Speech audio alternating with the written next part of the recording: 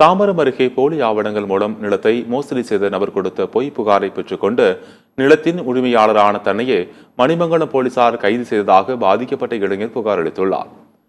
தாம்பரம் மாநகர காவல் ஆணையரகத்திற்கு உட்பட்ட வரதராஜபுரம் ஊராட்சியில் சர்வே எண் 28 1 ஏக்கர் 37 சென்ட் நிலம் உள்ளது. இந்த நிலத்தை கோவையைச் சேர்ந்த சுதாகர் என்பவர் பெருங்களத்தூரைச் சேர்ந்த செந்தில் என்பவருக்கு 2023ஆம் ஆண்டு 1,45,00,000 ரூபாய்க்கு விற்பனை செய்வதற்கான பவர் வழங்கியுள்ளார்.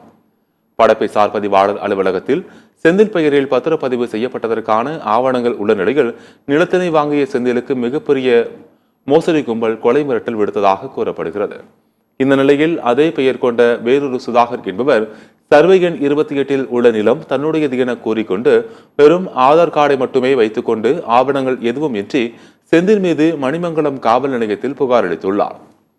இந்த புகாரின் பேரில் கைது செய்யப்பட்ட செந்தில் உரிய ஆவணங்கள் இல்லாததால் 1 மாத சிறைவாசத்திற்கு பின்னர் நீதிமன்றமே அவரை ஜாமீனில் விடுவித்தது.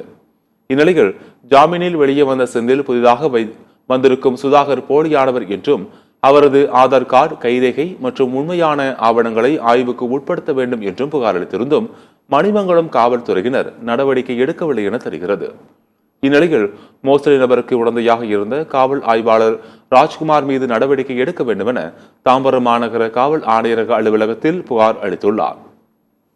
போயிட்டு தான் ஆவணத்தை வச்சிருக்கேன். அவர்கிட்ட எந்த ஒரு இதுவும் கிடையாது. ஒரே ஒரு ஆதார் கார்டு மட்டுமே தான் வச்சிருக்காப்புல. விசாரணை பண்ண சொன்னா போலீஸ்காரர் விசாரணை பண்ண மாட்டாங்க. போலியான நபர் சொன்னா எந்த ஒரு விசாரணை பண்ணாம என்ன ரிமாண்ட் பண்றாங்க. ஆனா நான் எல்லா எவிடன்ஸை வச்சுக்கிட்டு அவர் போலியான நபர் தான் தெரிஞ்சு நான் புகார் கொடுக்குறேன். எந்த ஒரு சட்ட ரீதியும் அவங்க எடுக்கல.